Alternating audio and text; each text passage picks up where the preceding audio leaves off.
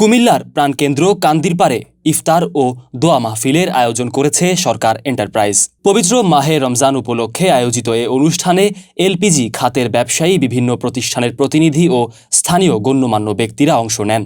বুধবার কুমিল্লা নগরীর কান্দিরপাড় এলাকায় অবস্থিত জমজম টাওয়ারের গোল্ডেন স্পুন রেস্টুরেন্টে এ ইফতার ও দোয়া মাহফিলের আয়োজন করা হয়। অনুষ্ঠানটির আয়োজন করে সরকার এন্টারপ্রাইজ। অনুষ্ঠানে প্রধান অতিথি হিসেবে উপস্থিত ছিলেন সরকার এন্টারপ্রাইজের চেয়ারম্যান মোহাম্মদ আমানতুল্লাহ। এছাড়াও উপস্থিত ছিলেন রোটারি ক্লাব লালমাই উপজেলার president ADM Enamul Haque, Rotary ক্লাবের past president Mazharul Haque Miaji, Delta LPG কোম্পানির head of sales Nasim Ali, Total LPG কোম্পানির sales manager Mohammad Rafiqul Islam, fresh LPG কোম্পানির sales manager Mohammad Kamruzzaman, BMLPG কোম্পানির সৈয়দ মাহমুদ, ইউরো এলপিজি কোম্পানির সেলস ম্যানেজার মোহাম্মদ মিজানুর রহমান এবং রিটেইলার এলপিজি সমিতির সভাপতি মোহাম্মদ তোফায়েল আহমেদ।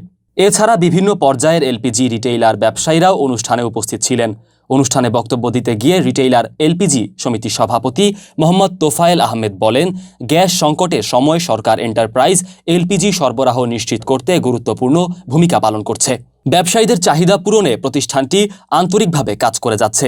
এ সময় সরকার এন্টারপ্রাইজের চেয়ারম্যান মোহাম্মদ আমানতুল্লাহ বলেন, তিনি সবসময় চেষ্টা করছেন এলপিজি ব্যবসায়ীদের কাছে সময়মতো গ্যাস সরবরাহ পৌঁছে দিতে। তারপরও কোনো কারণে কেউ যদি কষ্ট পেয়ে থাকেন তবে সেটিকে মানবিক দৃষ্টিতে দেখার জন্য তিনি সংশ্লিষ্ট সবার প্রতি আহ্বান জানান।